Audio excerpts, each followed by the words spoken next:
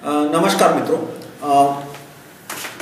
आज का YouTube video है करीब ये राइट टू रिकॉल के ऊपर प्रोसीजरल डिटेल कि राइट टू रिकॉल की क्या प्रोसीजर होनी चाहिए और सूडो रिकॉलिस्ट की जो अंदर से राइट टू रिकॉल को तोड़ने की कोशिश करते हैं जैसे अन्ना हजारे उनके बारे में है और ब्रिटेन में अभी जो राइट टू रिकॉल का कानून पास हुआ उसके बारे में।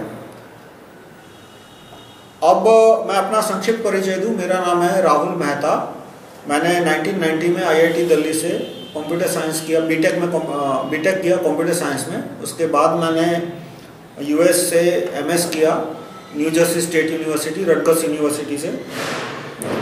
1990 में मैं इंडिया वापस आया और 1999 में मैं इंडिया वापस आया और मैं तब से राइट टू रिकॉल के कानूनों का प्रचार कर रहा हूँ। अब राइट टू रिकॉल में जब भी जैसे ही राइट टू रिकॉल की बात आती है सीधा हमें प्रोसीजर पे आ जाना चाहिए। सीधा जो सूडो रिकॉलिस्ट होते हैं और जो राइट टू रिकॉल के विरोधी होते हैं उनकी हमेशा ये कोशिश रहती है कि भाई प्रोसीजर पे बात मत करो, बस राइट टू रिकॉल अच्छा है या बुरा है। और राइट टू रिकॉल बुरा है, इम्प्रैक्टिकल है, खर्च बहुत आएगा, इंस्टेबिलिटी बहुत आएगी, लेकिन किसी भी प्रोसीजर पे चर्चा नहीं होनी चाहिए। और उनको जो 2-3 प्रोसीजर ठीक लगती है उसको वो बोल देंगे और कहेंगे कि ये प्रोसीजर ठीक नहीं है। तो पहले जब राइट टू रिकॉल की बात आती है तो मैं अपनी प्रोसीजर के बारे में बताऊंगा कि मैंने जो राइट टू रिकॉल की प्रोसीजर प्रपोज की थी 1998 में और उसमें थोड़े चेंज किए 2004 में, वो प्रोसीजर क्या है। तो राइट टू रिकॉल में पहले तो जो US की प्रोसीजर है 1750 में US ने बनाई थी, उसमें था सिग्नेचर गैदरिंग।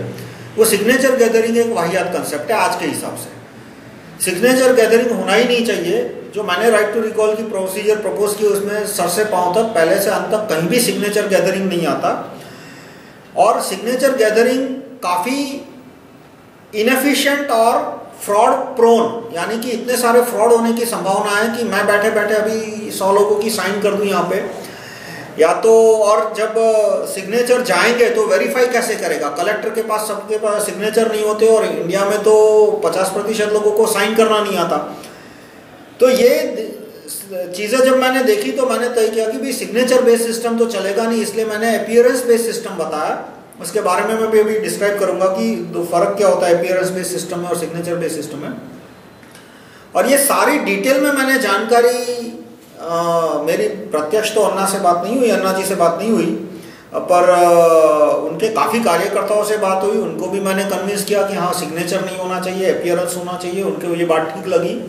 और जहाँ तक वो कार्यकर्ताओं ने मुझे कहा कि हमने अन्ना और उनके साथियों से बात की और वो भी जब डिस्कशन था तब तो कन्विंस हो गए कि हाँ सिग्नेचर नहीं होना चाहिए और अपीयरेंस होना चाहिए। लेकिन आज भी उनका जो वेबसाइट है उस पर उन्होंने अपीयरेंस बेस्ड रिकॉल के, सिग्नेचर बेस्ड रिकॉल की बात की है, जो कि टोटल बकवास है। दूसरा रिकॉल में होता है पॉजिटिव रिकॉल और नेगेटिव रिकॉल। पॉजिटिव रिकॉल यानी कि जब मतदाता बोलता है कि मुझे ये आदमी नहीं चाहिए, तब वो बताता है कि मुझे कौन से आदमी चाहिए और बताने की वहाँ पे प्रोसीजर होती है, बताने की उसको पावर होता है। और नेगेटिव रिकॉल में सिर्फ नेगेटिव होता है कि भाई ये आदमी मुझे नहीं चाहिए। नहीं चाहिए ठीक है, पर कौन चाहिए तो वो बताने की उसकी कोई प्रोसीजर नहीं होती। तो नेगेटिव रिकॉल है वो भी खराब है। मेरा जो रिकॉल प्रोसीजर है वो पॉजिटिव रिकॉल है। तो ये दो बात आप ध्यान में रखना, एक तो रिकॉल पॉजिटिव होना चाहिए न कि नेगेटिव रिकॉल, दूसरा अपीयरेंस बेस्ड होना चाहिए न कि सिग्नेचर बेस्ड। और अंत में कुछ लोग होते हैं कि जो राइट टू रिकॉल की बात करेंगे लेकिन कभी ड्राफ्ट नहीं देंगे। वहां पे जैसे अन्ना हजारे ने भी right to recall MP, right to recall MLA की बात की, लेकिन उन्होंने अभी तक कोई ड्राफ्ट नहीं दिया। नीतीश कुमार वगैरह, लालू यादव, ये तो 1970 से, जयप्रकाश नारायण के जमाने से 1970 से वो लोग राइट टू रिकॉल की बात कर रहे हैं। आज तक उन्होंने कभी ड्राफ्ट नहीं दिया। सोमनाथ चटर्जी वो भी पिछले 25-30 साल से साल में कम से कम 5-6 बार राइट टू रिकॉल की सिफारिश करेंगे, लेकिन उन्होंने कभी राइट टू रिकॉल का ड्राफ्ट पार्लियामेंट में नहीं रखा। वो 25 साल MP रहे, उन्होंने कभी पार्लियामेंट में राइट टू रिकॉल का ड्राफ्ट नहीं रखा। 5 साल स्पीकर थे, तब वो खुद ड्राफ्ट नहीं रख सकते थे, तो अपने किसी साथी MP को बोल सकते थे कि भाई तू राइट टू रिकॉल का ड्राफ्ट रख, लेकिन उन्होंने कभी राइट टू रिकॉल का ड्राफ्ट नहीं रखा। हिंदुस्तान में कुछ 1300 पार्टियां हैं, उनमें से कुछ 200 पार्टियां राइट टू रिकॉल के समर्थक हैं, लेकिन इन 200 पार्टियों में से एक भी पार्टी ने राइट टू रिकॉल का ड्राफ्ट नहीं रखा। 2009 में मैं इंडिपेंडेंट कैंडिडेट, अकेला इंडिपेंडेंट कैंडिडेट था जिसने राइट टू रिकॉल का ड्राफ्ट प्रपोज किया था। तो ये जो बिना ड्राफ्ट के राइट टू रिकॉल वाले होते हैं, यही कहते हैं कि बस पहले राइट टू रिकॉल पे आम सहमति हो, आम सहमति होने के बाद हम ड्राफ्ट देंगे, जब तक आम सहमति नहीं होगी तब तक हम ड्राफ्ट का विरोध करेंगे। और इससे जो राइट टू रिकॉल के विरोधी है उनको फायदा मिल जाता है कि भाई इन लोगों के पास तो ड्राफ्ट ही नहीं है, हम किस पे स्वीकृति दें, जब ड्राफ्ट ही नहीं है इनके पास तो हम क्या स्वीकृति दें और क्या अस्वीकृति दें। तो ये जो ड्राफ्ट को पोस्टपोन करने की बात कि इस जमाने में सिर्फ राइट टू रिकॉल की बात करो, ड्राफ्ट आएगा अगले जन्म में, ये नागरिकों को बेवकूफ बनाने की बातें हैं। तो जो ड्राफ्टलेट रिकॉलिस्ट है, जो ड्राफ्ट, वो सूडो रिकॉलिस्ट है। जो ड्राफ्ट के बिना राइट टू रिकॉल की बात करते हैं वो सूडो रिकॉलिस्ट है। वो राइट टू रिकॉलिस्ट, वो रिकॉल में मानने का दावा करते हैं, दिखावा करते हैं, पर वो अंदर से राइट टू रिकॉल मूवमेंट को तोड़ना चाहते हैं, इसलिए वो जानबूझ के ड्राफ्ट की बात नहीं करते। और अंत में बात आती है पोजीशन की कि भाई राइट टू रिकॉल क्या। वो बार बार बोलेंगे कि हमें राइट टू रिकॉल, हम राइट टू रिकॉल को सपोर्ट करते हैं, हम राइट टू रिकॉल को सपोर्ट करते हैं। फिर पूछेंगे भाई राइट टू रिकॉल किस पे चाहिए, कॉर्पोरेटर जैसे चिल्लर पे चाहिए, या फिर right to recall Lokpal, right to recall PM, right to recall supreme court जज। तो मेरी जब भी बातचीत हुई कि राइट टू रिकॉल लोकपाल होना चाहिए, तब वो बोलेंगे कि हम राइट टू रिकॉल के समर्थक है। भाई मैंने कहा राइट टू रिकॉल के समर्थक है तो ये 40 पेज का जो जन लोकपाल का कानून है उसमें तो कहीं राइट टू रिकॉल का, लोकपाल का क्लॉज नहीं है, जो था वो तो फाड़ के फेंक दिया। अक्टूबर 2010 में, ये काफी पुरानी बात है, अक्टूबर 2010 में जो लोकपाल का ड्राफ्ट था, तब जन लोकपाल शब्द नहीं आया था। हम एक्टिविस्ट इंटरनेट पे काम करते थे, एक दूसरे से इनफॉर्मल ड्राफ्ट शेयरिंग करते थे। तो अगस्त 2010 में मुझे एक बॉम्बे के कार्यकर्ता ने, लोक स्वराज मूवमेंट, उन्होंने मुझे लोकपाल का ड्राफ्ट दिखाया। तो मैंने उनको बोला कि भाई ड्राफ्ट तो ठीक है, लेकिन लोकपाल यदि वॉलमार्ट का एजेंट बन गया या किसी मल्टीनेशनल कंपनी का एजेंट बन गया तो इसमें तो फायदा कम और नुकसान ज्यादा है। तो उसने बोला कि भाई ये समस्या तो हमें भी चिंतित कर रही है कि लोकपाल यदि भ्रष्ट हो गया या किसी मल्टीनेशनल कंपनी का एजेंट हो गया या किसी मिशनरी का एजेंट हो गया तो जितने थोड़े बहुत मंदिर बचे हैं वो भी सारे मिशनरियों के हाथ में चले जाएंगे। तो मैंने उसे राइट टू रिकॉल लोकपाल के बारे में बताया कि भाई अमेरिका की पब्लिक इस तरह से अपने अधिकारियों को कंट्रोल में रखती है। राइट टू रिकॉल हाईकोर्ट जज है वहां पे, राइट टू रिकॉल गवर्नर है। तो उनको ये ड्राफ्ट पसंद आया। अधिकतर कार्यकर्ताओं ने लोकपाल के ड्राफ्ट में राइट टू रिकॉल लोकपाल का जो मेरे 2 पेज थे वो उन्होंने ऐड करके उसको सर्कुलेट करने शुरू किया। फिर किसी ने मुझे नवंबर 2010 में बताया कि भाई अन्ना जी ने लोकपाल मूवमेंट को समर्थन देने की बात की है। मैंने कहा चलो अच्छी बात है, राइट टू रिकॉल लोकपाल इस तरह से पूरे देश में आ जाएगा। और जब दिसंबर 2010 में मैंने जन लोकपाल का ड्राफ्ट देखा तो राइट टू रिकॉल लोकपाल के पन्ने गायब थे। और वो तो फिर लंबी बात है। मैंने बोला कि भाई ये राइट टू रिकॉल लोकपाल होना चाहिए, और जब भी बात होती थी तब ये होती कि हम राइट टू रिकॉल को समर्थन करते हैं। भाई राइट टू रिकॉल को समर्थन करते हो तो राइट टू रिकॉल लोकपाल के पेज क्यों नहीं है? तो उसका बस वो कि हम राइट टू रिकॉल में मानते हैं, हम राइट टू रिकॉल में मानते हैं, पर पीछे पोजीशन का नाम नहीं देंगे कि हम राइट टू रिकॉल कॉर्पोरेटर में मानते हैं। तो जो राइट टू रिकॉल कॉर्पोरेटर और राइट टू रिकॉल मेयर और राइट टू रिकॉल सरपंच की बात है वो इस तरह की है कि नाम अन्ना हजारे दे रहे 4 आने। वो मैं आपको बोलूं बनाना स्प्लिट आइसक्रीम की, आइसक्रीम होगा, केला होगा, ये क्रीम होगी, और एंड में मैं आपको बनाना का केले का छिलका दूं तो वो राइट टू रिकॉल कॉर्पोरेटर वो केले का छिलका है, वो कोई बनाना स्प्लिट आइसक्रीम या केला नहीं, वो सिर्फ केले का छिलका है। तो जो राइट टू रिकॉल कॉर्पोरेटर की बात करते हैं, मैं कहूंगा आप उन्हें चूड़ियां पहनाइए कि भाई क्यों right to recall supreme court जज कहने की हिम्मत नहीं थी तेरे में, तो मुंह बंद रखना था, क्यों फिजूल में टाइम बिगाड़ रहा है। Right to recall prime minister कहने की हिम्मत नहीं है तेरे में, तो मुंह बंद रख, क्यों मैं लोगों का टाइम बिगाड़ रहा है राइट टू रिकॉल कॉर्पोरेटर और राइट टू रिकॉल सरपंच की बात करके। Right to recall corporator sarpanch होना चाहिए, but not at the cost of right to recall PM, not at the cost of right to recall supreme court जज। Right to recall supreme court जज, right to recall PM, right to recall Lokpal की ज्यादा जरूरत है देश को। तो अब मैं प्रोसीजरल पार्ट पे आऊंगा कि राइट टू रिकॉल की प्रोसीजर का क्या क्या इसमें प्रोसीजरल पार्ट आता है। कि मैंने जो right to recall procedure propose किए, मैं क्लॉज बाय क्लॉज आपको रीड करता हूं। मेरी ये जो किताब है rahulmehta.com/301.htm, मैं फिर से बोलता हूं rahulmehta.com/301.htm 301.htm। इसके सेक्शन 6.6 में मैंने राइट टू रिकॉल पीएम प्रधानमंत्री उसका ड्राफ्ट किया, और चैप्टर 40 में 40वें चैप्टर में मैंने राइट टू रिकॉल एमपी, मैं दोनों प्रोसीजर बताऊंगा। राइट टू रिकॉल पीएम में है कि जो व्यक्ति पीएम बनना चाहता है, पहले तो हमारे पास पीएम है, एमपी का चुनाव हुआ, एमपी ने पीएम को चुन लिया, जो जैसे अभी चल रहा है वैसे चले। उसके बाद जो आदमी पीएम बनना चाहता है वो अपना नाम दर्ज करा दे, 10, 15, 20 हजार, 50 हजार की डिपॉजिट देके। नाम दर्ज कराने में तो कोई नुकसान नहीं है, 1000 लोग पीएम बनना चाहते हैं, मेरे को 10,000 लोग पीएम बनना चाहते हैं, अपना नाम दर्ज करा दे। उसके बाद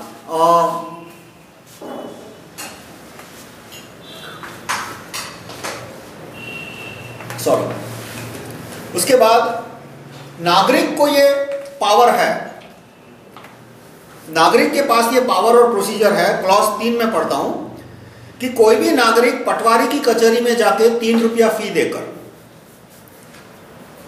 वो जिन 5 व्यक्तियों को पसंद करता है उसके नाम वो पटवारी को दे सकता है।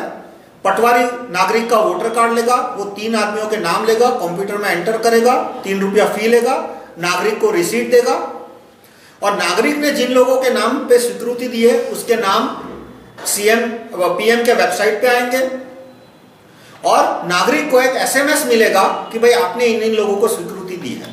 जैसे कि आप क्रेडिट कार्ड का इस्तेमाल करते हैं तो आपको एक एसएमएस आता है, या तो आपके बैंक में जब कोई ट्रांजैक्शन होता है तो आपको एसएमएस आता है, ऐसे एसएमएस फीडबैक आएगा। अब यदि वो नागरिक के पास बीपीएल कार्ड है तो उसे 1 रुपया ही फी देनी पड़ेगी। और मैं आगे जाके बताऊंगा कि ये जो 3 रुपया और 1 रुपया का खर्चा है वो कैसे 5 पैसा हो जाता है जब ये पूरी सिस्टम एटीएम और एसएमएस पे आएगी। एटीएम पे आएगी यानी कि आप एटीएम के द्वारा रजिस्टर करा पाएंगे कि भाई आपको किन किन लोगों को स्वीकृति देनी है, या तो एसएमएस भेज के रजिस्टर करा पाएंगे। अब आप कहोगे कि भाई एटीएम और एसएमएस में सिक्योरिटी का क्या होगा? भाई सिक्योरिटी नहीं होती तो लोग इतने बड़े पैमाने पे एटीएम और मोबाइल का उपयोग नहीं करते। आजकल मोबाइल पे लोग शेयर खरीदते हैं, टिकट खरीदते हैं, तो मोबाइल भी इतना ही सिक्योर है जितना पर्सनल अपीयरेंस। तो यहाँ पे एक बात ध्यान रहे कि कहीं सिग्नेचर नहीं देना है। देखो ये मेरी प्रोसीजर और ब्रिटेन की पार्लियामेंट ने जो प्रोसीजर पास की और अन्ना जो जिस प्रोसीजर की सिफारिश कर रहे हैं उसमें बड़ा फर्क है। अन्ना कहते हैं कि आदमी की सिग्नेचर लेके आओ, मतलब कि यदि एक वार्ड में यदि 50,000 कॉर्पोरेटर है और 50,000 नागरिक है और कॉर्पोरेटर को निकालना है तो 17,000 सिग्नेचर लेके आओ। या तो उसमें 15 लाख मतदाता है, कोई लोकसभा की कंस्टिट्यूएंसी है और एमपी को निकालना है तो 5 लाख सिग्नेचर लेके आओ। मेरे में कहीं सिग्नेचर नहीं लाना है। व्यक्ति को खुद पटवारी की कचहरी में जाना है। 5 व्यक्तियों को पॉजिटिव रिकॉल, यानी कि वो जो चालू एमपी उसे नहीं चाहता तो वो किसको पीएम बनाना चाहता है, वो किसी 5 व्यक्तियों की स्वीकृति दे, अधिक से अधिक 5, 1 या 2 या 3 की भी दे सकता है, और उसे एसएमएस फीडबैक मिलेगा कि धन्यवाद आपने इन लोगों को स्वीकृति दी है। दूसरा, जो अपीयरेंस बेस्ड प्रोसीजर का फायदा क्या है कि इसमें आदमी कभी भी अपनी स्वीकृति बदल सकता है, जो कि सिग्नेचर में नहीं मिलेगा। मान लो मैंने साइन कर दिया कि मैं इस आदमी को स्वीकृति देता हूं या मैं इस आदमी के खिलाफ हूं, दूसरे दिन मुझे अपनी सिग्नेचर कैंसिल करनी है तो मैं कैसे करूंगा? अब इसमें फ्रॉड होने के चांस क्यों कम है अपीयरेंस में, कि सिग्नेचर तो मैं यहां बैठे बैठे 1000 लोगों की कर सकता हूं। ये वोटर लिस्ट लिया और उसमें से नाम ले लेके मैंने 10,000 लोगों के सिग्नेचर कर दिया। अब कलेक्टर का बेचारा कंपेयर करता फिरेगा कि सिग्नेचर ठीक है या गलत है। जबकि अपीयरेंस में क्या होगा कि यदि मैं 1000 लोगों के नाम से मैं राइट टू रिकॉल के लिए पटवारी की कचहरी में जाके फीडबैक देता हूं कि भाई मैं इसको स्वीकृत करता हूं, इसको स्वीकृत करता हूं। मान लो कि तलाट पटवारी करप्ट है तो भी वो जब 1000 लोगों को जब एसएमएस जाएगा या 10 लोगों को भी एसएमएस जाएगा तो उनमें से 2 लोग 5 लोग तो पुलिस कंप्लेंट करेंगे। फिर मेरे जो प्रोसीजर प्रपोज किए जिसमें कि आदमी पटवारी की कचहरी जाता है, उसमें पटवारी की कंप्यूटर पे एक वेबकैम कैमरा है जिसपे उसका फोटो आ जाएगा, फिंगरप्रिंट आ जाएगा। जैसे आज के दिन में ही, ये कोई मैं 22वीं शताब्दी की बात नहीं कर रहा टेक्नोलॉजी में, आज की बात ही कर रहा हूं। आज आप किसी भी तहसीलदार की कचहरी में, सब रजिस्ट्रार की कचहरी में फ्लैट या जमीन के कागजात रजिस्टर कराने जाओगे तो वहां आपके फोटो लेते हैं, वहां आपका फिंगरप्रिंट लेते हैं। अधिकतर जगह पे आप एग्जीक्यूटिव मजिस्ट्रेट के पास एफिडेविट कराने जाओगे तो वो आपके फोटोग्राफ लेंगे, आपका फिंगरप्रिंट वहां नहीं लेते, लेकिन फोटोग्राफ चाहे तो ले सकते हैं, लेकिन फोटोग्राफ तो लेते हैं। तो यहाँ पे जो appearance based right to recall procedure है उसमें ये जो आदमी आता है उसका फोटो ले लिया जाता है, फिंगरप्रिंट ले लिया जाता है, उसको एसएमएस फीडबैक मिलता है, इससे ये सिस्टम सिक्योर हो जाता है, बैंक से ज्यादा सिक्योर हो जाता है। जबकि सिग्नेचर बेस्ड सिस्टम है उसमें रत्ती भर की सिक्योरिटी नहीं है, बेहताशा फ्रॉड होने के चांस है, उसके बावजूद भी अन्ना कहते हैं कि हमें सिग्नेचर बेस्ड रिकॉल चाहिए, हमें ये अपीयरेंस बेस्ड रिकॉल प्रोसीजर नहीं चाहिए।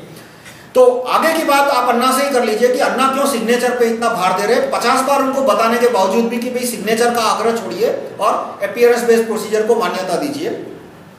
मैं अपनी प्रोसीजर के अब आगे बताता हूं कि तीसरा क्लॉज मैंने बताया कि कोई भी आदमी पटवारी की कचहरी में जाके स्वीकृति दे सकता है अधिक से अधिक 5 नामों की।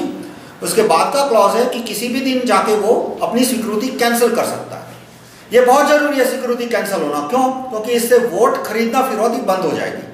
कैसे बंद हो जाएगी? कि मान लो सिग्नेचर बेस्ड सिस्टम में मैंने आपको बोला कि भाई यहां साइन करो, मैं आपको 100 रुपया दूंगा। हो सकता है करोड़ लोग, 2 करोड़, पूरे हिंदुस्तान में 75 करोड़ वोटर है, मुझे नहीं पता कितने लोग करेंगे, पर मान के चलिए कि चलो 20-25 करोड़ लोग इस तरह से साइन कर देते हैं। लेकिन अपीयरेंस बेस्ड सिस्टम में क्या है कि आदमी किसी भी दिन जाके सिग्नेचर अपना अप्रूवल कैंसिल कर सकता है। तो मैं किसी को कहता हूं कि भाई मुझे अप्रूव करो, मैं आपको 100 रुपया दूंगा, चलो उसने 100 रुपया ले लिया, अप्रूव कर दिया, वेबसाइट पे आ गया कि उस आदमी ने राहुल मेहता का अप्रूव किया, दूसरे दिन जाके उसने अप्रूवल कैंसिल कर दिया। तो क्या मैं रोज रोज उसे 100 रुपया दूंगा? और क्या मैं उसे झगड़ने जाऊंगा? चलो मैं झगड़ने जाऊंगा तो मैं क्या देश में 25 करोड़ लोगों से झगड़ने जाऊंगा? या मैं कोई एमपी हूं तो 15 लाख वोटर है, तो 15 लाख में से 1 लाख 2 लाख ने अप्रूवल दिया और उनमें से 50,000 1 लाख ने वापस कैंसिल कर दिया अपने अप्रूवल, तो मैं क्या 50,000 लोगों से झगड़ने जाऊंगा? तो ये अप्रूवल कैंसिल करने की जो सिस्टम मैंने रखी है वो जहां तक मेरा ख्याल है अन्ना जी के राइट टू रिकॉल के ड्राफ्ट में नहीं है। पहले तो अन्ना जी कोई राइट टू रिकॉल का ड्राफ्ट ही नहीं दे रहे, घूम फिर के मुझे उनके एक वेबसाइट से ड्राफ्ट मिला तो उसमें सिग्नेचर बेस्ड सिस्टम है, सिग्नेचर को कैंसिल करने का कोई प्रोसीजर नहीं रखा उन्होंने। अब राइट टू रिकॉल पीएम कब होगा? कि जब एक व्यक्ति को 25 करोड़ लोगों की स्वीकृति मिलेगी। पूरे भारत में 75 करोड़ वोटर है, भारत की आबादी 120 करोड़, उनमें से वोटर यानी 18 साल से ऊपर के जो है उनकी आबादी है करीब 75 करोड़। तो 1/3 यानी 25 करोड़ व्यक्ति जब एक व्यक्ति को स्वीकृति देंगे तब वो पीएम बनेगा। अब जो थोड़े बहुत टेक्निकल क्वेश्चन आते हैं कि एक आदमी को 25 करोड़ स्वीकृति मिली, दूसरे को 26 करोड़, तो जाहिर है जैसे 26 करोड़ मिली। अब एक और क्वेश्चन आता है कि भाई एक आदमी को 26 करोड़ स्वीकृति मिली थी, दूसरे दिन किसी को 26 करोड़ है, तीसरे दिन किसी को 26 करोड़ है, तो क्या रोज रोज पीएम बदलेंगे? क्योंकि 2-4 की गिनती तो इधर उधर हो सकती है रोज के हिसाब से। तो उसमें मैंने रखा है कि एक बार आदमी पीएम बन जाता है तो दूसरा आदमी तभी पीएम बनेगा जब उसके पास कम से कम 10% ज्यादा स्वीकृति हो। मैं राउंड नंबर बोलता हूं, जब उसके पास कम से कम 1 करोड़ ज्यादा स्वीकृति हो। यानी कि मान लो कोई भी एग्जांपल के तौर पे जैसे कि मोदी साहब है या नीतीश कुमार साहब है या कोई भी व्यक्ति 25 करोड़ की स्वीकृति से पीएम बन जाते हैं, तो उसके बाद दूसरे किसी व्यक्ति के पास 25 करोड़ 10 लाख की स्वीकृति है तो कोई परिवर्तन नहीं होगा। जब दोनों में अंतर कम से कम 1 करोड़ का होगा, थ्रेशोल्ड या स्टेबिलिटी या बफर कुछ भी बोल दो, तब राइट टू पीएम प्रोसीजर है उसके द्वारा पीएम बदला जाएगा। अब जो सारे सवाल आते हैं कि क्या इसमें वोट की खरीद फिरोख्त हो सकती है, क्यों नहीं हो सकती, कि एक आदमी को पीएम बनना हो तो उसे 25 करोड़ लोगों का किससे स्वीकृति लेनी पड़ेगी। मान लो उसने 25 करोड़ लोगों को 100-100 रुपया दिया, तो उनमें से 5 करोड़ आज, 5 करोड़ कल, 5 करोड़ परसों उन्होंने स्वीकृति दे दी। तो यह प्रश्न आता है कि क्या वो लोग उस व्यक्ति को पीएम देखना चाहते हैं? यदि देखना चाहते हैं तो फिर उनको पीएम चाहिए था, उस आदमी को पीएम बनाना चाहते थे। यदि नहीं देखना चाहते तो स्वीकृति दी, 100 रुपया लिया, दूसरे दिन स्वीकृति कैंसिल कर देंगे। तो क्या कोई आदमी रोज रोज 100 रुपया दे सकता है? और ये जो सिस्टम मैंने प्रपोज किया है कि एसएमएस पे भी आ सकता है कि आप स्वीकृति एसएमएस पे दे पाओगे या एटीएम पे दे पाओगे, तो मैं कोई आदमी है वो 100 रुपया ले लेगा, एसएमएस करके स्वीकृति दे देगा, 5 मिनट बाद वो एसएमएस भेज के स्वीकृति कैंसिल कर देगा। तो क्या हर 5-5 मिनट में कोई 100 रुपया देगा? इतना पैसा तो किसी के पास नहीं है। यानी ये जो प्रोसीजर है it is immune to voter buyout, इसमें वोटर बायआउट की कोई संभावना नहीं है। आदमी का पैसा खत्म हो जाएगा, उसे 25 करोड़ तो क्या 25 लाख वोट भी नहीं मिलेंगे और उसका सारा पैसा खत्म हो जाएगा। दूसरा, इंस्टेबिलिटी। इंस्टेबिलिटी में जहां तक राइट टू रिकॉल का सवाल है, अडवाणी ने कहा कि इससे इंस्टेबिलिटी हो जाएगी, सुब्रमण्यम स्वामी ने कहा इससे इंस्टेबिलिटी हो जाएगी, चीफ इलेक्शन कमिश्नर जो कि एक जमाने में उन्होंने कुरैशी ने कहा इससे इंस्टेबिलिटी आ जाएगी, लिंगदो भूतपूर्व चीफ इलेक्शन कमिश्नर ने कहा इंस्टेबिलिटी आ जाएगी। ये सारे वाहियात और झूठे क्लेम हैं। इतने सारे देशों में राइट टू रिकॉल है, कहीं इंस्टेबिलिटी नहीं है। और यहाँ मेरी प्रोसीजर में तो इंस्टेबिलिटी की कोई गुंजाइश ही नहीं है, क्योंकि रोज रोज क्या 1 करोड़ लोग अपने प्रेफरेंस बदलेंगे? एक आदमी को 25 करोड़ लोगों ने प्रेफरेंस दिया है, तो क्या दूसरे दिन 1 करोड़ लोग जाके उसको कैंसिल कर देंगे?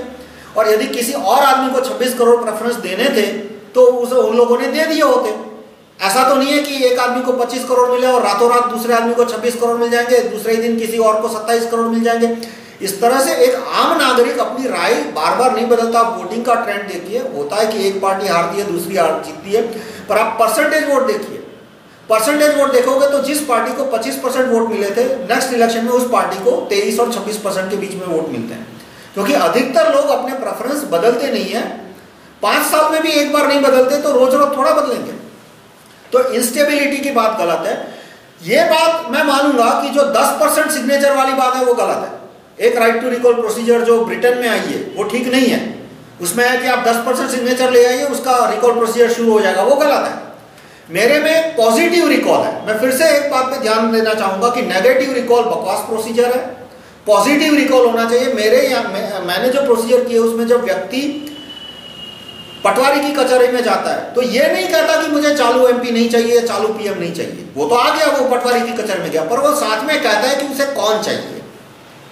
जो अल्टरनेटिव है, जैसे कि आज मैं कहूं कि मुझे मनमोहन सिंह नहीं चाहिए, तो मैं इस प्रोसीजर के मुताबिक पटवारी की कचहरी में जाऊंगा तो हो गया कि मनमोहन सिंह मुझे नहीं चाहिए, पर मैं साथ में कहूंगा कि मुझे कौन चाहिए। कोई भी हो सकता है, मैं एग्जाम्पल के लिए बोल रहा हूं, इसको मुद्दा मत बनाइएगा कि मैं वहां जाके कह सकता हूं कि भाई मैं चाहता हूं कि मोदी साहब पीएम बने या नीतीश साहब पीएम बने या मायावती जी पीएम बने। मैं सिर्फ एग्जाम्पल दे रहा हूं। तो इस तरह से मतदार जब है वो पॉजिटिव अप्रूवल दे रहा है, और जब पॉजिटिव अप्रूवल की गिनती 25 करोड़ की होगी तब सिस्टम में चेंज आएगा। तो पॉजिटिव रिकॉल में इंस्टेबिलिटी की कोई गुंजाइश नहीं रहती, ना वैक्यूम क्रिएट होता है, ना केओस क्रिएट होता है। एक ऑल्टरनेटिव को आप अप्रूव कर रहे हैं। दूसरा जो महत्वपूर्ण बात है कि राइट टू रिकॉल आने से अधिकारियों की, नेताओं की, न्यायाधीश की, क्योंकि मैंने तो right to recall supreme court जज भी रखा है, उनकी बिहेवियर सुधर जाती है। जो हाई कोर्ट के और सुप्रीम कोर्ट के न्यायाधीश आजकल जमीन से 7 फुट या 70 फुट ऊपर चलते हैं, पाँव जमीन उनके जमीन पे पाँव नहीं पड़ते उनके, वो जैसे ही राइट टू रिकॉल आएगा वो 7 इंच पे आ जाएंगे, और 1-2 दिन में उनको, 1 आध हफ्ते में उनको सबको जमीन पे चलने की आदत हो जाएगी। वो खुद सामने से कहेंगे कि हमें बंगला नहीं चाहिए, 4 बेडरूम का फ्लैट दे दो, बहुत हो गया। ये जितने भी मिनिस्टर है, आप राष्ट्रपति देख रहे हो ना, इतना बड़ा पता नहीं 20,000 करोड़ का प्लॉट है या 50,000 करोड़ का प्लॉट है, इतने अकेले प्लॉट में पूरा कब्जा करके बैठे हैं। राइट टू रिकॉल प्रेसिडेंट आने दो, प्रेसिडेंट खुद कहेगा कि भाई मुझे 2-4 एकड़ का बंगला दे दो, इतना बड़ा प्लॉट मुझे नहीं चाहिए। जैसे ही राइट टू रिकॉल आता है, ये सब लोग जमीन पे चलना शुरू कर देते हैं। वो उनकी बिहेवियर सुधर जाती है, उनका दिमाग ठिकाने आ जाता है, उनके दिमाग में से और आंखों में से चर्बी निकल जाती है। इसलिए राइट टू रिकॉल की जरूरत कम आती है। जिन जिन देशों में राइट टू रिकॉल गवर्नर है, right to recall police commissioner है, जैसे अमेरिका में right to recall police commissioner है, तो वहां पुलिस कमिश्नर इतने भ्रष्ट होने की हिम्मत ही नहीं करते कि उनके रिकॉल की जरूरत पड़े। अमेरिका में राइट टू रिकॉल गवर्नर है। अब तक में अमेरिका में यूं समझे 700-800 गवर्नर आए होंगे, कितने रिकॉल हुए? सिर्फ 2। क्यों? क्योंकि गवर्नर, हर एक गवर्नर को पता है कि उसके सर पे एक लटकती तलवार है, 24 घंटे 12 महीना, किसी भी दिन गिर सकती है, तो वो स्ट्रेट लाइन में चलता है, ज्यादा बदमाशी नहीं करता, तो रिकॉल की जरूरत नहीं आती। यही राइट टू रिकॉल की सबसे बड़ी अच्छाई है कि एक ऐसा दंड का प्रावधान है कि जिसका उपयोग करने की जरूरत बहुत कम पड़ती है। भाई सजा हो तो ऐसी हो कि उपयोग करने की जरूरत कम पड़े, ऐसा भी सजा का क्या कि बार बार उपयोग करना पड़े। इसलिए जब राइट टू रिकॉल लोकपाल होगा, राइट टू रिकॉल प्रधानमंत्री, right to recall CM, right to recall reserve Bank of governor, मैंने राइट टू रिकॉल प्रपोज किया है सुप्रीम कोर्ट के जज से लेकर कलेक्टर तक, करीब 25,000 पोजीशन पूरे इंडिया में, कुछ 250 पोजीशन, और अधिकारियों की गिनती करें तो पूरे इंडिया में कुछ 22-25 हजार होगी। और ये जैसे ही राइट टू रिकॉल आएगा 24 घंटे में आधे लोग सुधर जाएंगे, और जब 2 लोग या 3 लोग या मुश्किल से 5 लोगों की नौकरी जाएगी, बाकी आधे सुधर जाएंगे। इसलिए राइट टू रिकॉल से इंस्टेबिलिटी नहीं आ सकती, क्योंकि व्यक्ति के बिहेवियर में परिवर्तन हो जाएगा, वो सुधर जाएगा, वो हर एक व्यक्ति से न्यायपूर्वक व्यवहार रखेगा, और इसलिए बदलने की जरूरत लोग महसूस ही नहीं करेंगे। तो ये मैंने कहा कि राइट टू रिकॉल से इंस्टेबिलिटी नहीं आती, अब मैं फिर से थोड़ा सा पुनरावर्तन कर दूंगा मैंने जो कहा उसके बारे में। एक तो राइट टू रिकॉल की जो बात करे तो उसी वक्त उस आदमी से पूछो कि भाई पहले तू ड्राफ्ट टेबल पे रख। यदि वो बिना ड्राफ्ट राइट टू रिकॉल की बात कर रहा है तो वो समझो टाइम वेस्ट कर रहा है। वो राइट टू रिकॉल का विरोधी हो या समर्थक हो, दोनों से ड्राफ्ट मांगिए। यदि वो समर्थक है लेकिन ड्राफ्ट नहीं दे रहा तो वो सूडो रिकॉलिस्ट है। जैसे Anna Hazare right to recall MP की बात कर रहे हैं लेकिन राइट टू रिकॉल एमपी का ड्राफ्ट उन्होंने अभी तक नहीं दिया। फरवरी 8, 2011 को उन्होंने राइट टू रिकॉल की बात कही थी पूरे टेलीविजन में, सबके सामने उन्होंने राइट टू रिकॉल लोकपाल के बारे में बात कही थी। आज तक उन्होंने राइट टू रिकॉल लोकपाल का ड्राफ्ट नहीं दिया कि पब्लिक लोकपाल को निकाल सके।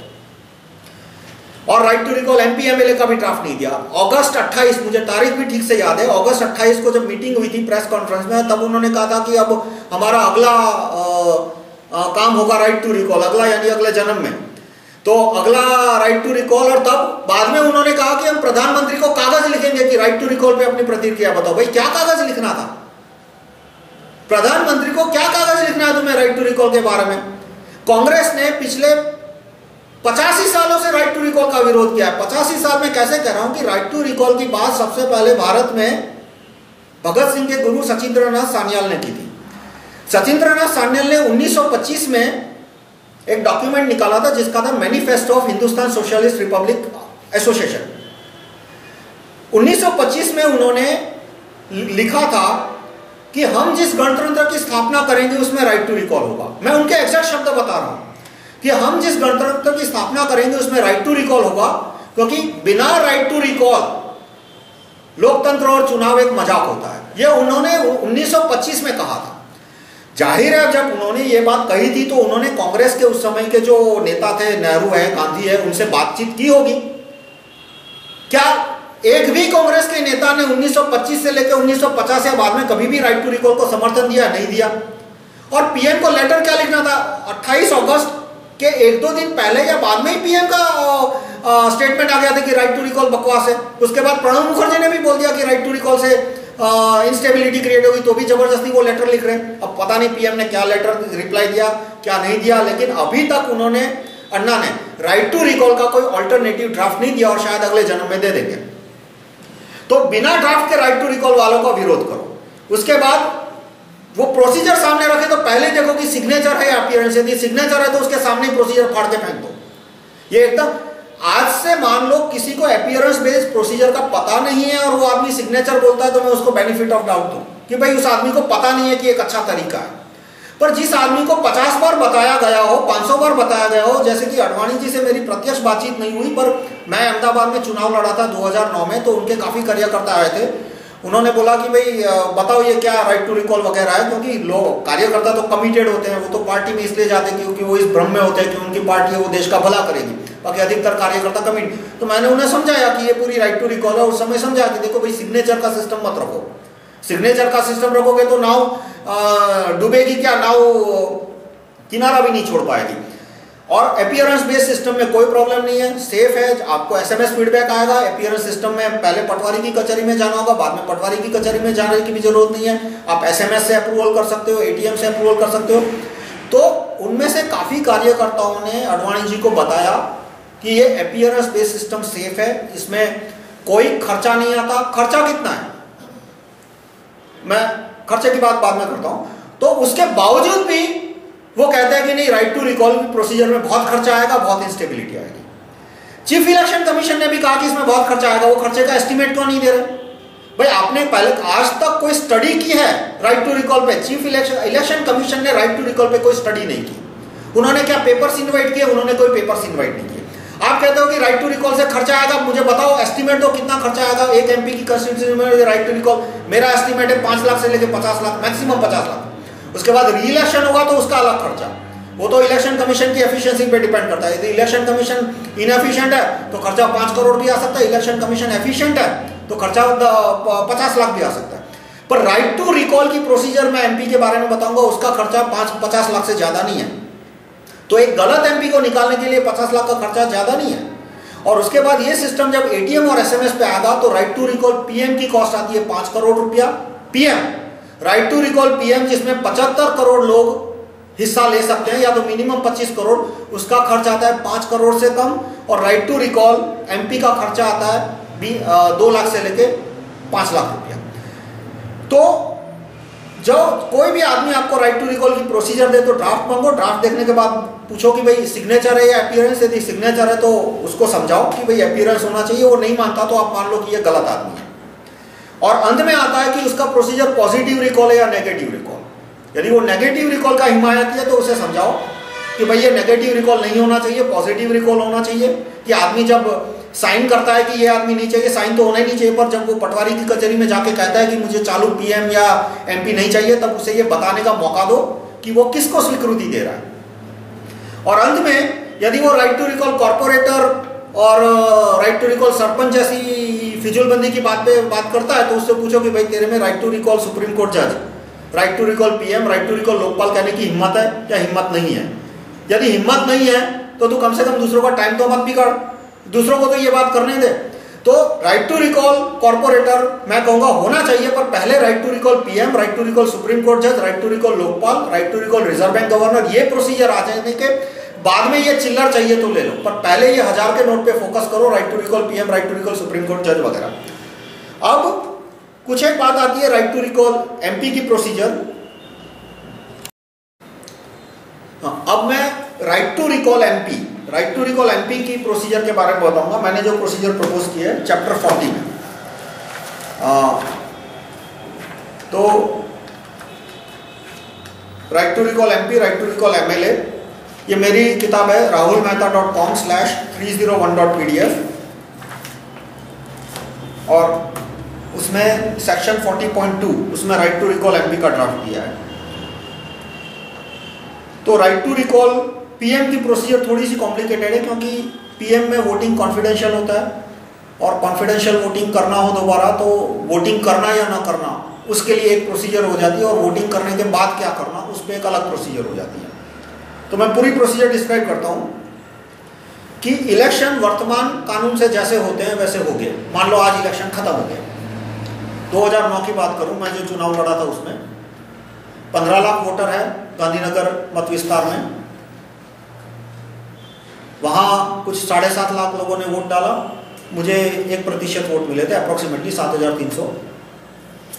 मेरे निकटतम प्रतिद्वंदी मल्लिका बहन थी, उनको 9,300 मिले थे। अडवाणी जी को कुछ 4 लाख वोट मिले थे 7.5 लाख में से।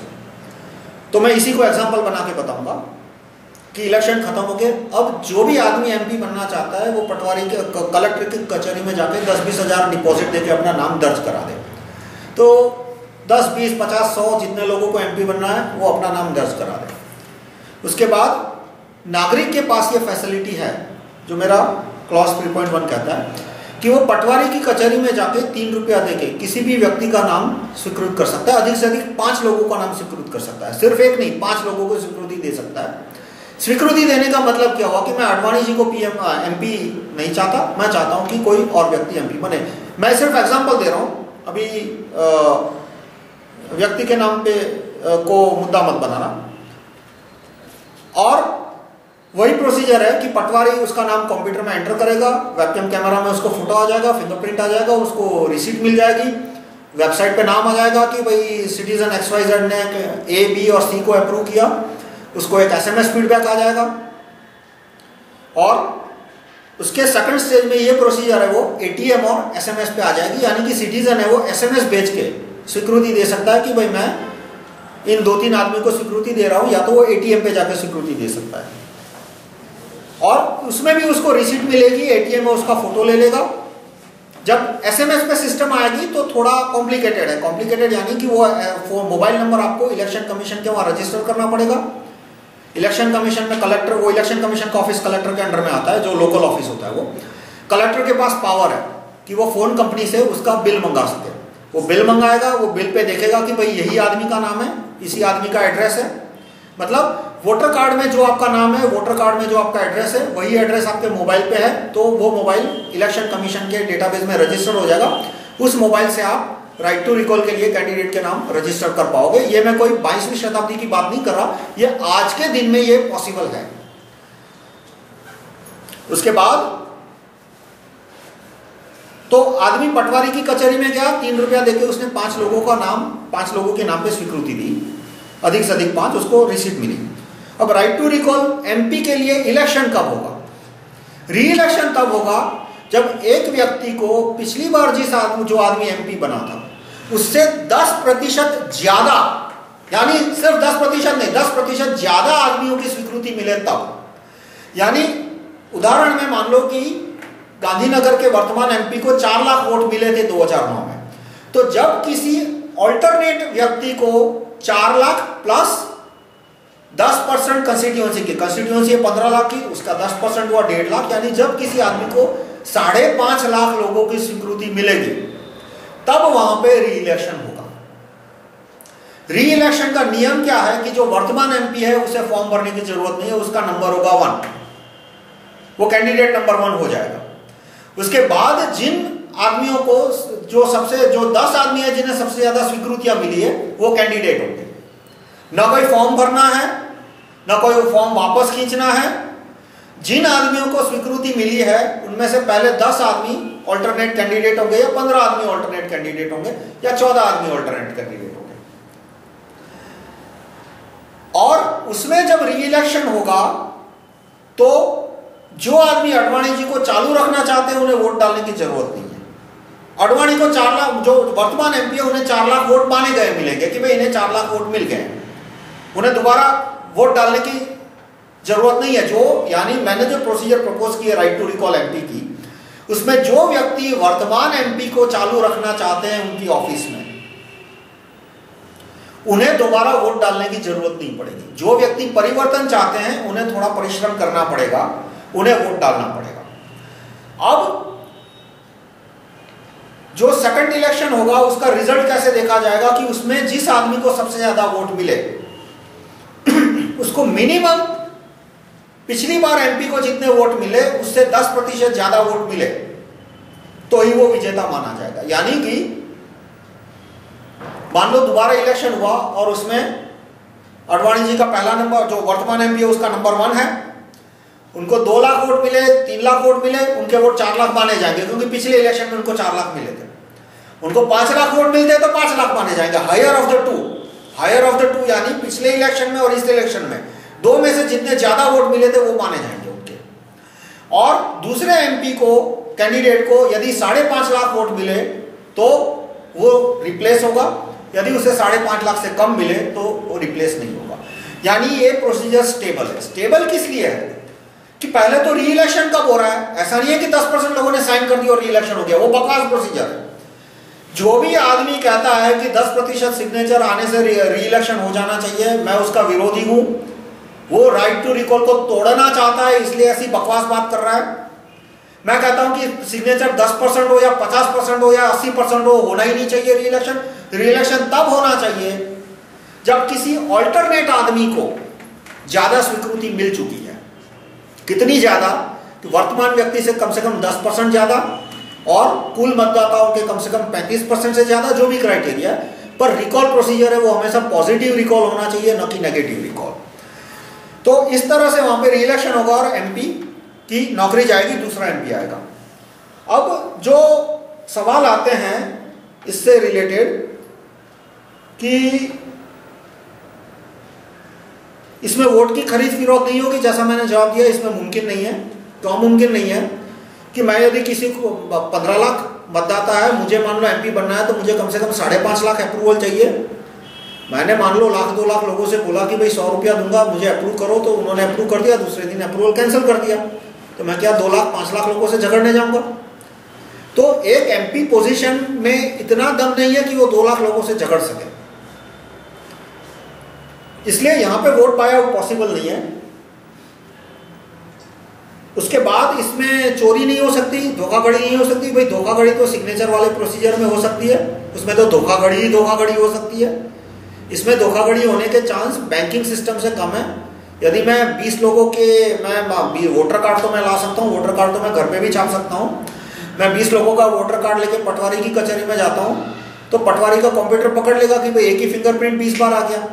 चलो पटवारी का कंप्यूटर ने उस वक्त मुझे नहीं पकड़ा, तो जब वो 20 लोगों को एसएमएस जाएगा तो उनमें से 2-5 तो कहेंगे ना कि भाई ये क्या, मैं तो कभी गया ही नहीं था पटवारी की कचहरी में, क्यों इस तरह के एसएमएस आ रहे हैं। आपको मान लो एसएमएस आता है कि आपके क्रेडिट कार्ड पे किसी ने 200 रुपये 500 रुपये 1000 की खरीदारी की, तो आप थोड़ा कुछ तो एक्शन लोगे। मान लो SMS आता है कि 5 रुपए की खरीदारी की, तो भी आप कुछ तो एक्शन लोगे कि भाई ये खरीदारी तुमने नहीं की। तो SMS फीडबैक आने से ये सिस्टम सेफ हो जाता है। उसके बाद जो मैंने आपको समझाया कि signature based recall, appearance based recall. Signature based recall को आप खारिज कर दीजिए, बकवास है। और positive recall versus negative recall, तो मैंने जो सिस्टम बताया वो पॉजिटिव रिकॉल है, इसमें इंस्टेबिलिटी के शक्यता न के बराबर है। तो ये मैंने आपको 2 प्रोसीजर बताई, right to recall PM, right to recall MP। इसी तरह की है right to recall supreme court chief जज कि यदि देश के उसमें थ्रेशोल्ड ज़्यादा है, राइट टू रिकॉल PM में 25 करोड़ था, इसमें 35 करोड़ है। यदि 35 करोड़ लोग चाहते हैं कि ये आदमी सुप्रीम कोर्ट के चीफ जस्टिस बने, तो वो आदमी सुप्रीम कोर्ट के चीफ जस्टिस बनेंगे। वर्तमान सुप्रीम कोर्ट चीफ जस्टिस को रिजाइन ना करना हो तो देखा जाएगा क्या होता है, वो देखा जाएगा। तब देखा जाएगा कि 35 करोड़ लोगों ने बोला कि भाई तू जगह खाली कर, और वो सुप्रीम कोर्ट के जज बोलते हैं कि अनकॉन्स्टिट्यूशनल है, तो तब देखा जाएगा क्या होता है। वो बात अभी मुझे कहनी नहीं है, पर 35 करोड़ लोग क्या कर सकते हैं क्या नहीं कर सकते वो सुप्रीम कोर्ट के जज उस समय देख लेंगे। जो करेंगे वो कानूनी। मैं सुप्रीम कोर्ट के मैं अदालत को सम्मान देता हूँ, अदालत को हमेशा मान देना चाहिए। अदालत में जो गलत लोग घुस गए हैं उनको निकालना चाहिए। सुप्रीम कोर्ट को मैं इज्जत से देखता हूँ, लेकिन सुप्रीम कोर्ट में यदि गलत लोग घुस जाते हैं, जैसे एक सुप्रीम कोर्ट के चीफ जज थे, तो उन्होंने, एक आदमी ने, बहुत स्विट्जरलैंड का बिलियनर था, अरबपति था। अरबपति शब्द पे ध्यान देना, हजारों करोड़ की उसके पास दौलत थी। तो उसने, मैं माफ़ी चाहता हूँ इतनी घिनौनी बात मुझे करनी पड़ती है, पर जब पॉलिटिक्स क्यों चाहिए हमें, क्योंकि सोसाइटी में क्राइम्स हो रहे हैं, क्राइम को कम करने के लिए हमें पॉलिटिक्स चाहिए। तो जब पॉलिटिक्स की बात आती है तो इस तरह की बात करनी पड़ती है। तो उसमें ये जो 2-5 हज़ार करोड़ की पार्टी थी स्विट्जरलैंड की, वो बम्बई के होटल में पकड़ी गई, और उसने 6-8 साल की 3 लड़कियों पे बलात्कार किया था होटल के कमरे में। तो इंस्पेक्टर को लगा कि भाई इस केस में मुझे तोड़पानी नहीं करना है, इसको तो मैं जेल पहुंचा के रहूँगा। तो इंस्पेक्टर ने सारे सबूत इकट्ठे किए, और उस आदमी की, ये दूसरा जो परवर्टेड आदमी था, ये उसकी दूसरा प्रयोजन था कि वो बलात्कार करते समय वो खुद उसकी वीडियो टेप उतारता था। उसके लैपटॉप में से 200-300 वीडियो निकले अलग अलग देशों के, हिंदुस्तान के, पाकिस्तान के, फिलीपींस, वियतनाम, अलग अलग निकले, और वो 3 लड़कियों के भी वीडियो टेप निकले। तो वो इंस्पेक्टर ने उसके 100-200 DVD बना के सबको भेज दिए, NGO को। तो NGO है, चाइल्ड वेलफेयर NGO वगैरह होते हैं, सबको उसने भेज दिया। तो उसमें से एक NGO ने स्विट्जरलैंड को भेजा, तो स्विट्जरलैंड की लैब ने बोल दिया कि हाँ ये वीडियो जेन्युइन है, यही आदमी है, यही वो लड़कियां हैं। तो लोअर कोर्ट का जज घबरा गया कि भाई इसमें यदि मैंने उसको छोड़ दिया तो मैं बदनाम हो जाऊंगा। तो उसने 7 साल की सजा की, जो कि कम है, ऐसे केस में 15 साल की सजा हो सकती है। तो चलो 7 साल की तो सजा हुई, लेकिन सुप्रीम कोर्ट के चीफ जस्टिस खरे ने उसको बेल दे दी। वो दूसरे दिन देश छोड़ के भाग गया। अब क्या, ये सुप्रीम कोर्ट के चीफ जस्टिस खरे, मैं नाम के साथ बोल रहा हूँ, चीफ जस्टिस खरे, CJ खरे, तो उसमें इतनी अकल नहीं थी कि ये 1000 करोड़ की स्विट्जरलैंड की पार्टी है, मैं उसको बेल दूंगा तो वो हिंदुस्तान छोड़ के भाग जाएगा। और उसको कानून नहीं पता कि सेक्शन 376, आप में से कुछ वकील नहीं होते, पर आप कि यदि लड़की की उम्र 16 साल से कम हो तो बेल मिल ही नहीं सकती। आदमी 100% इनोसेंट हो तो भी बेल नहीं मिल सकती। यहाँ तो वीडियो टेप एविडेंस है, फॉरेंसिक लैब एविडेंस है, खून के धब्बे हैं, और लोअर कोर्ट का कन्विक्शन है, उसके बावजूद भी सुप्रीम कोर्ट के चीफ जज ने बेल दे दी। तो ऐसे लोगों को सुप्रीम कोर्ट से निकालने के लिए हमें right to recall supreme court जज की प्रोसीजर जरूरी है, ऐसे लोगों को सुप्रीम कोर्ट से निकालने के लिए। तो इसलिए right to recall supreme court जज में है कि 35 करोड़ लोगों की स्वीकृति चाहिए। और मैंने राइट टू रिकॉल की प्रोसीजर रिजर्व बैंक गवर्नर के लिए रखी। अभी ये जो महंगाई बढ़ रही है, वो ब्लैक मनी वगैरह तो है इश्यू, पर इसलिए क्योंकि रिजर्व बैंक बेहताशा नोट छाप रही है। और उसका स्टैटिस्टिक्स में अगले वीडियो टेप में दूंगा कि 2004 में जब मनमोहन सिंह प्राइम मिनिस्टर बने, तब प्रति हिंदुस्तानी मनी सप्लाई, रुपी सप्लाई, M3 सप्लाई था 15,000-17,000 रुपया। आज M3 सप्लाई है प्रति हिंदुस्तानी 60,000 रुपया, यानी 3-4 गुना हो गया। तो जाहिर है जब मनी सप्लाई 3-4 गुना हो गया तो दाम भी हर एक वस्तुओं के किसी के डबल होंगे, किसी के 3 गुना होंगे, किसी के 20 गुना होंगे। तो right to recall reserve bank governor जरूरी है, वरना रिजर्व बैंक गवर्नर है वो पूरा रिजर्व बैंक डुबो देगा। तो ये सारे राइट टू रिकॉल के बारे में। अब एक बात जो बार बार आती है और वो झूठी बात है, और बार बार अन्ना ये झूठ दोहराते रहते कि आम वोटर है वो 100 रुपये में अपना वोट बेचता है, साड़ी के लिए वोट अपना बेचता है, दारू के लिए अपना वोट बेचता है। वो बोलते नहीं है कितने वोटर ऐसे हैं। अब वो पता नहीं वो कहना क्या चाहते हैं, मेरा नेता चोर है या मेरा वोटर चोर है। भाई क्या बोलना चाहते हो आप? ये बोलना चाहते हो कि देश के 120 करोड़ 175 करोड़ वोटर चोर है, या तो वो आपके 1,00,000 2 लाख सिविल सोसाइटी को छोड़ के बाकी 75 करोड़ वोटर चोर है? और कितने चोर है? ये बात झूठी है एकदम कि वोटर वोट बेचते हैं। मैं आपको एक एग्जांपल दूं, क्योंकि मैं खुद उस समय इलेक्शन नहीं लड़ा था, सर्वेइंग मतलब घूमता रहता था, तो एग्जांपल मैं देता हूं 2000 के अहमदाबाद के म्यूनिसिपैलिटी इलेक्शन का, ईयर 2000 के। तो तब बीजेपी की म्यूनिसिपैलिटी थी अहमदाबाद में, state government BJP, central government BJP. तो कांग्रेस वाले सोचते थे कि हम तो हारने वाले थे, तो लोग कैंडिडेट बनने को तैयार नहीं थे। वो कैंडिडेट बनाने के लिए लोगों के पीछे दौड़ रहे थे कि भाई आप कैंडिडेट बनो, आप कैंडिडेट बनो। और उसमें कांग्रेस वाले सोचते थे कि हम तो हार जाएंगे, तो वो कोई पैसा ही खर्च नहीं कर रहे थे। और बीजेपी तो म्यूनिसिपैलिटी में थी, स्टेट गवर्नमेंट में थी, सेंटर में थी, तो उस समय उनके कार्यकर्ता मतलब सब बर्तन दे रहे थे, साड़ी दे रहे थे, जो भी है मतलब सब खैरात चल रही थी। लेकिन उसके बावजूद बहुत सारे एरिया में कांग्रेस जीत गई। उस समय ईयर 2000 की बात कर रहा हूँ, कांग्रेस की गवर्नमेंट आ गई, अहमदाबाद म्यूनिसिपल कॉर्पोरेशन की बात कर रहा हूँ। यानी जो वोटर है, कोई 100 रुपया देगा, 200 रुपया देगा तो वो ले लेगा। अब मैं कहने के लिए कह सकता हूँ ईमानदारी का, यदि मुझे बहुत फकर करना है कि कोई यदि मुझे 100 रुपया देगा तो मैं नहीं लूंगा, पर एग्जाम्पल के लिए कोई मुझे 10,000 देगा तो मैं नहीं लूंगा, क्या लाख देगा तो नहीं लूंगा। वो छोटा आदमी है, वो बेचारा 100 रुपया आता है, ले लेता है। जो बुद्धिजीवी है वो लाख 10 लाख मांगता है, उल्टे सीधे कॉलम लिखने के लिए या उल्टा सीधा एडिटोरियल लिखने के लिए। आप देखते हैं कि every news is a paid news.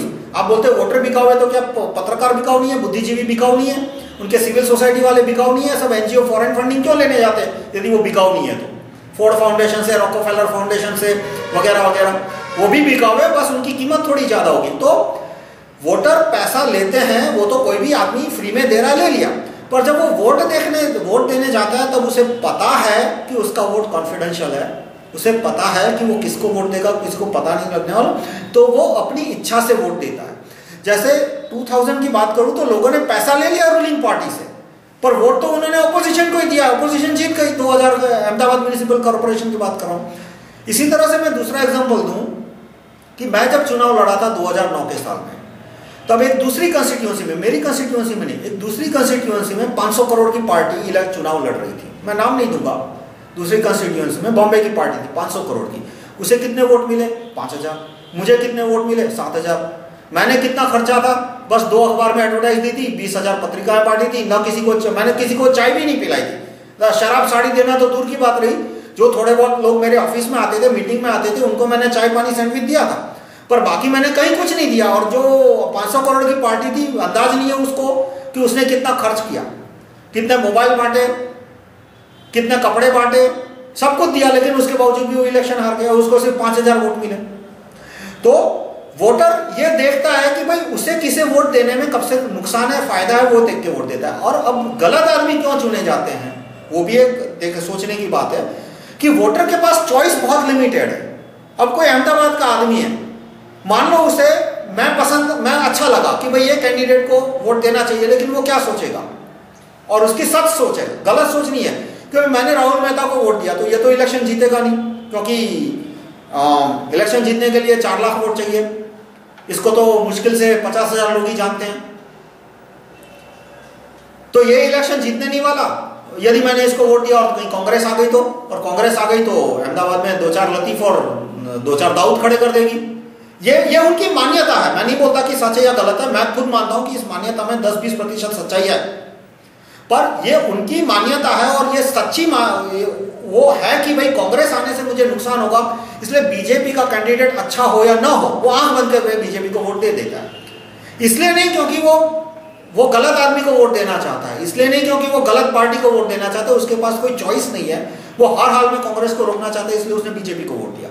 इसी तरह से जो कांग्रेस का वोटर है, उसका भी है, वो बीजेपी से किसी भी वजह से घृणा करता है या नफरत करता है। जैसे कुछ दलित मानते हैं कि बीजेपी है वो अपर कास्ट की पार्टी है, सच गलत अलग बात है, पर वो मानते हैं, उनके पास मानने के कुछ कारण भी होंगे। काफी सारे मुस्लिम मानते हैं कि भाई ये पार्टी आई तो हमें हिंदुस्तान छोड़ के भागना पड़ेगा। गलत है, सच है, अलग बात है, पर वो ये मानते हैं, इसलिए उनके पास कांग्रेस का कैंडिडेट कितना भी खराब हो, उनके पास कांग्रेस को वोट देने के पास ऑप्शन नहीं है। इसका उपाय भी है कि प्रेफरेंशियल वोटिंग सिस्टम, वो मैं किसी और वीडियो टेप में बोलूंगा, आप गूगल विकिपीडिया पे सर्च कर सकते हैं, IRV, instant run of voting. Instant run of voting इसका अक्सर उपाय है। पर मेरा कहने का मतलब यह है कि वोटर अपना वोट बेच नहीं रहा।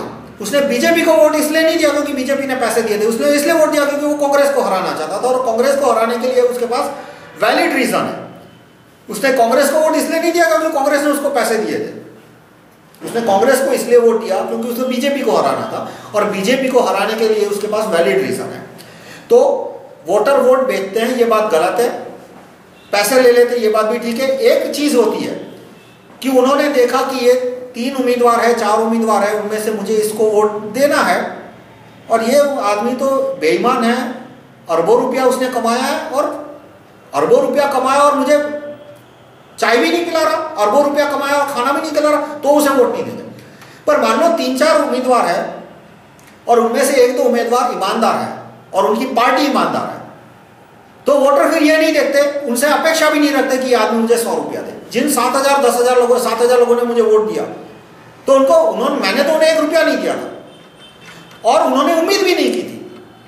और ऐसा नहीं है कि सिर्फ मिडिल क्लास ने मुझे वोट दिया था, मुझे डिटेल तो इसमें पता नहीं है, पर एक पूरा स्लम क्लस्टर था जहां से मुझे 300 वोट मिले थे। सिर्फ स्लम क्लस्टर था वहां पे, मतलब, और वहां पे राइट टू रिकॉल की मैंने एक मीटिंग रखी थी, और ये सारे कानून के एक्सप्लेन किए थे, उनके कुछ राशन कार्ड से रिलेटेड क्वेश्चन थे। मैंने कहा कि देखो भाई, right to recall ration card officer, district supply officer उसे कहते हैं, तो आपको ये समस्या होती ही नहीं। और ये बात मैंने उन्हें right to recall district education officer के बताया कि भाई आपके स्कूल क्यों ठीक से काम नहीं कर रहे, क्योंकि right to recall district education officer नहीं है। और वो वहां के लोग थे, वो वैसे भी बीजेपी और कांग्रेस दोनों से नफरत करते थे, वो वैसे भी किसी तीसरे को वोट देना चाहते थे, और वहां पे राइट टू रिकॉल की बात उन्हें अच्छी लगी, मुझे 200-300 वोट वहां से मिल गए। तो ना उनकी कोई उम्मीद थी, उनको ये भी पता था मैं हारने वाला हूं, उनको ये भी पता था कि कोई पैसे वैसे नहीं मिलने नहीं वाले, पर उनको जो कैंडिडेट अच्छा लगा उसको वो वोट देते हैं। तो ये जो अन्ना की बात है कि वोटर 100 रुपए में साड़ी के लिए, दारू के लिए वोट बेचते, वो गलत है। तो मैं अंत में पूरा समरी करता हूं कि राइट टू रिकॉल की कोई बात करता है सीधा ड्राफ्ट मांगिए, बिना ड्राफ्ट का ड्राफ्टलेस राइट टू रिकॉल की बात करता है वो बेहुदा है, बकवास आदमी है। राइट टू रिकॉल सीधी पोजीशन के बात कीजिए कि भाई तू पहले हमें राइट टू रिकॉल पीएम का ड्राफ्ट दे, वो बोलेगा अगले जन्म में दूंगा, तो भाई ये प्रॉमिस तो वो 7 जन्म से दे रहे हैं। वो अन्ना को अपने पिछले 7 जन्म याद नहीं है, पर वो पिछले 7 जन्म से मुझे प्रॉमिस दे रहे हैं कि वो अगले जन्म में मुझे राइट टू रिकॉल पीएम का ड्राफ्ट देंगे। आप उनको पूछ लीजिए, जो उनके साथी है वो भी एग्री करेंगे कि हाँ भाई हम 7 जन्म से प्रॉमिस दे रहे हैं कि हम अगले जन्म में राइट टू रिकॉल पीएम का ड्राफ्ट देंगे। लेकिन वो आज भी उन्होंने राइट टू रिकॉल पीएम का ड्राफ्ट नहीं दिया, पिछले 7 जन्म से नहीं दिया। तो उनसे बोलिए कि भाई हमें तू 30 दिन के अंदर राइट टू रिकॉल पीएम का ड्राफ्ट दे, 30 दिन तो नहीं तो 60 दिन के अंदर दे, वरना 90 दिन के अंदर दे, वरना क्या तू अगले जन्म में देगा। सीधा अगले जन्म की बात कीजिए उससे, वो इसी बात के लायक है। और उसके बाद पॉजिटिव रिकॉल, और उसके प्रोसीजर ड्राफ्ट में देखिए कि सिग्नेचर मांगा है, अपीयरेंस, सिग्नेचर वाला ड्राफ्ट खारिज कर दीजिए, अपीयरेंस वाला ड्राफ्ट ही ठीक है। ड्राफ्ट में SMS फीडबैक आता है या नहीं, वो बहुत जरूरी है कि जो भी आदमी रिकॉल के लिए जाता है उसको SMS फीडबैक मिलता है या नहीं। SMS फीडबैक नहीं मिलता तो मैं आपकी ओर से रिकॉल के पिटीशन पे साइन कर दूंगा, आपको पता भी नहीं चलेगा। इसलिए SMS फीडबैक बहुत जरूरी है रिकॉल के प्रोसीजर में। और पॉजिटिव रिकॉल हो, ना कि नेगेटिव रिकॉल। नेगेटिव रिकॉल तो अंधाधुंधी फैला देगा, इंस्टेबिलिटी क्रिएट कर देगा। और दूसरा, ऑल्टरनेटिव अपना सपोर्ट साबित करे, उसके बाद रिकॉल प्रोसीजर सामने आए, ना कि 10% और 5% और 15% में। तो ये सारे चीज देखने के बाद आप तय कीजिए। आखिर में मैं एक एग्जांपल दूंगा। अभी नीतीश कुमार ने राइट टू रिकॉल कॉर्पोरेटर का ड्राफ्ट रखा। राइट टू रिकॉल MLA का भी नहीं, राइट टू रिकॉल MP का नहीं। 40 साल के बाद राइट टू रिकॉल कॉर्पोरेटर की बात कर रहे हैं। 40 साल यानी 1970 से वो राइट टू रिकॉल के समर्थक है। नीतीश कुमार बहुत चढ़ चढ़ के बोलते हैं कि हम राइट टू रिकॉल के समर्थक है, हम राइट टू रिकॉल के समर्थक है। भाई इतने साल आप MP रहे, कभी राइट टू रिकॉल का ड्राफ्ट नहीं रहा। इतने साल आप MLA CM रहे, कभी राइट टू रिकॉल का ड्राफ्ट नहीं लाया। अब थोड़ी बहुत मुहिम चली और बहुत सारे कार्यकर्ताओं ने आपका दिमाग खाया, तो कार्यकर्ताओं को मिसगाइड करने के लिए आप राइट टू रिकॉल कॉर्पोरेटर का ड्राफ्ट लाए। लेकिन ड्राफ्ट कैसा कि मुझे यदि 50 एक वार्ड है जिसमें कॉर्पोरेटर है, उसमें 50,000 वोटर है, और मुझे उसे रिकॉल करना है तो मुझे कितने सिग्नेचर लाने पड़ेंगे? 65%, यानी करीब करीब 35,000। तो बिहार के अधिकतर वार्ड में 50% लोगों को ही साइन करना आता है। 50,000 वोटर में से सिर्फ 25,000 को साइन करना आता है, तो मैं 35,000 सिग्नेचर लाऊंगा कहां से? क्या मैं उनके अंगूठे के निशान लाऊंगा? कलेक्टर के पास अंगूठे के निशान है कि वो कंपेयर करके उसको वेरीफाई कर सके? अरे कलेक्टर के पास सिग्नेचर के सैंपल भी है। आप जब बैंक में ये सिग्नेचर का प्रोसेस चलता है, क्योंकि बैंक में खाता खोलाते हो तो आप सिग्नेचर देते हो, तो बैंक के पास अपना सिग्नेचर कंपेरिजन का स्पेसिमेन है। कलेक्टर के पास तो सिग्नेचर है नहीं वोटरों के, वो कैसे उसकी खराई यानी कैसे उसका वेरिफिकेशन करेगा? दूसरा, बैंक जब आपको सिग्नेचर कंपेयर करता है तो बैंक आपको चेकबुक देता है, वो चेक पे सीरियल नंबर होता है, सीरियल नंबर से वो वेरीफाई करता है कि भाई इस ही आदमी का खाता है और इस आदमी ने चेक गायब हो गया ऐसी कंप्लेन नहीं की, यानी कि इसी आदमी ने चेक दिया होगा। यानी जो चेक का जो पेपर है वो 70-80% वेरिफिकेशन का काम करता है, बाकी सिग्नेचर तो 20% का ही काम करता है। बैंक के क्लार्क के पास इतना टाइम नहीं होता कि वो हैंडलेस देके पूरी सिग्नेचर देखे। वो तो नॉर्मली चेक का नंबर एंटर करता है, सिग्नेचर को मोटे तौर पे देखते हैं और जब देखते हैं कि भाई ये सिग्नेचर, ये जो बैंक का चेक नंबर है उस पर स्टॉप पेमेंट की कोई एप्लीकेशन नहीं आई, उस पर पासबुक गायब होने की कोई एप्लीकेशन नहीं आई, उस पर पासबुक चोरी आने की कोई एप्लीकेशन नहीं आई, यानी कि ये चेक जेन्युइन है, वो उस चेक को क्लियर कर देते हैं। यानी सिग्नेचर बेस्ड प्रोसीजर तभी पॉसिबल है जब कलेक्टर रिकॉल की चेकबुक देता हो। ये प्रोसीजर मैंने 1998 में प्रपोज की थी, मेरे वेबसाइट पे है, मैं URL एक दूसरी जो यूट्यूब पे वीडियो बनाऊंगा कि 1998 में क्या प्रोसीजर राइट टू रिकॉल की हो सकती थी। वो एकेडमिक इंटरेस्ट है, अभी उसकी कोई वैल्यू नहीं है। तो ये जो सिग्नेचर वाला प्रोसीजर है वो एकदम टाइम वेस्ट है, लोगों को बेवकूफ बनाने का तरीका है, लोगों को मिसगाइड करने का तरीका है। आप उसको मुंह पे बोलिए कि नहीं हमें appearance based right to recall procedure चाहिए, और वोटर वोट बेचते हैं वो बात गलत है, और अपीयरेंस बेस्ड में तो वो मुमकिन ही नहीं है क्योंकि उसे रोज रोज 100 रुपये देने पड़ेंगे, इतना पैसा किसी आदमी के पास नहीं है। तो ये था। अब मैं आपसे विनती करूंगा कि आपके परिचय में जितने भी MP MLA पॉलिटिकल पार्टी के कार्यकर्ता, अलग अलग संगठनों के कार्यकर्ता, जैसे भारत स्वाभिमान ट्रस्ट के कार्यकर्ता, इंडिया अगेंस्ट करप्शन के कार्यकर्ता जितने भी हैं, उन सबको राइट टू रिकॉल के बारे में इंफॉर्मेशन दीजिए। उनको कहिए कि राइट टू रिकॉल ये positive recall, appearance based recall, इससे कोई इंस्टेबिलिटी नहीं आती, इससे भ्रष्टाचार कम होता है। लोकपाल से तो क्या भ्रष्टाचार कम होगा, लोकपाल खुद करप्ट हो जाएगा, वो खुद वॉलमार्ट का एजेंट बन जाएगा। आने दो वो लोकपाल को, आने के 15 दिन में वो वॉलमार्ट की दुकान खोल देगा अपने लोकपाल की कचहरी में। राइट टू रिकॉल आएगा, 15 दिन में सब सीधे हो जाएंगे। ये इतनी इफेक्टिव प्रोसीजर है। 11 महीने से तो लोकपाल के लिए कुश्ती चल रही है। राइट टू रिकॉल के लिए शुरू की होती मुहिम तो मार्च महीने में तो राइट टू रिकॉल का कानून आ गया होता और अप्रैल महीने में सब सीधे हो गए होते। तो आप उन्हें कहिए कि ये सारे लोकपाल और राइट टू रिजेक्ट में, राइट टू रिजेक्ट दूसरी वीडियो में बताऊंगा कि कितना बड़ा बकवास है। राइट टू रिजेक्ट ये सारे बकवास छोड़ पे वो थोड़ा राइट टू रिकॉल पे समझ दें। धन्यवाद।